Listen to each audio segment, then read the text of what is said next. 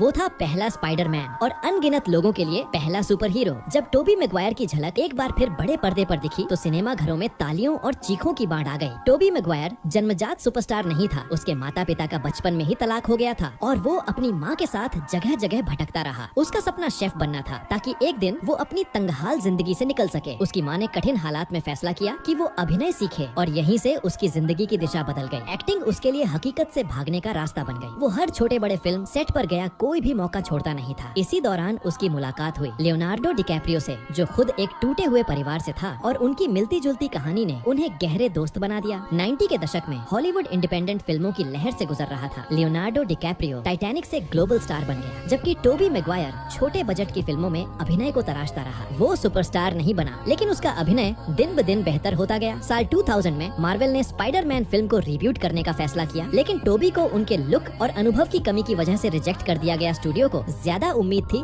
Leonardo या Heath Ledger से, लेकिन आखिरी वक्त पर डायरेक्टर सैम रेमी ने जोर देकर टोबी को लेने की सिफारिश की, क्योंकि उसका मानना था कि सिर्फ वही इंसान जो दर्द से गुजरा हो वही पीटर पार्कर की तकलीफ और करुणा को सही मायनों में निभा सकता है। लेकिन स्पाइडरमैन बनने के लिए एक्टिंग ही काफी नहीं थी। 10 घंटे तक वायर पर लटकना, 5 महीने की लगातार फिजिकल ट्रेनिंग, उसने पूरी जान झोंक दी उड़ने में, लड़ने में और इस किरदार को कॉमिक्स से निकालकर हकीकत बनाने में। और तब हमने देखा कि एक सुपर हीरो असल जिंदगी में कैसे संघर्ष करता है। उसे भी बॉस की डांट सुननी पड़ती है, उसे भी नौकरी के लिए भागदौड़ करनी पड़ती है और प्यार और जिम्मेदारी के बीच फंसकर टूट जाना भी पड़ता है। टोबी वाले स्पाइडरमैन की तीनों फिल्में सुपर हीरो सिनेमा का इमोशनल शिखर बन गयी। पहली फिल्म में उसने अंकल बेन को खो दिया, लेकिन जिम्मेदारी उठाई। दूसरी फिल्म में उसने अपनी ताकत छोड़ दी ताकि वो फिर से एक आम इंसान बन सके। तीसरी फिल्म में उसका सामना हुआ अपने अंदर के अंधेरे से, जलन से, गुस्से से। कोई भी टोबी की तरह एक हीरो के अंदर इतनी गहराई से इंसानियत नहीं दिखा सका। ये तीनों फिल्में पूरी दुनिया में 18 अरब की कमाई कर गयी, हर अवार्ड पर छा गयी और टोबी को हॉलीवुड का करोड़ों कमाने वाला स्टार बना दिया। लेकिन इस चमक के पीछे आया एक लंबा सन्नाटा। स्पाइडरमैन के बाद मानो कोई श्राप लग गया। 5 साल तक उसकी कोई फिल्म रिलीज नहीं हुई। फिर आया 2021 का नो वे होम। जब उसने फिर से सूट पहना तो पूरी दुनिया की आंखें नम हो गयीं। कुछ लोगों ने कहा अब द्वार बदल गया है, हीरो भी बहुत हो गए हैं। फिर भी वो आज भी लोगों के दिलों में स्पाइडरमैन की चोटी क्यों बना हुआ है? क्योंकि उसने हमें सिखाया कि हीरो बनने के लिए परफेक्ट होना जरूरी नहीं। तुम हार सकते हो, टूट सकते हो, कमजोर पड़ सकते हो, यहाँ तक कि हार मान सकते हो, लेकिन जब तक तुम दोबारा खड़े हो जाते हो तुम सम्मान के लायक हो। टोबी वाले स्पाइडरमैन की यही सबसे खास बात थी। वो सिर्फ सुपर हीरो नहीं था, वो हमारे जैसा एक इंसान भी था। नीचे कमेंट करके बताओ अपनी राय। चैनल को अभी सब्सक्राइब करो, क्योंकि यहाँ मिलती हैं असली कहानियाँ, और वो भी बिना किसी ड्रामा के। और हाँ, सिर्फ 59 रुपीज में ले सकते हो हमारी एक्सक्लूसिव मेंबरशिप, जहाँ मिलेगा पहले वीडियो का एक्सेस और बहुत कुछ। तो देर मत करो, अभी ज्वाइन करो।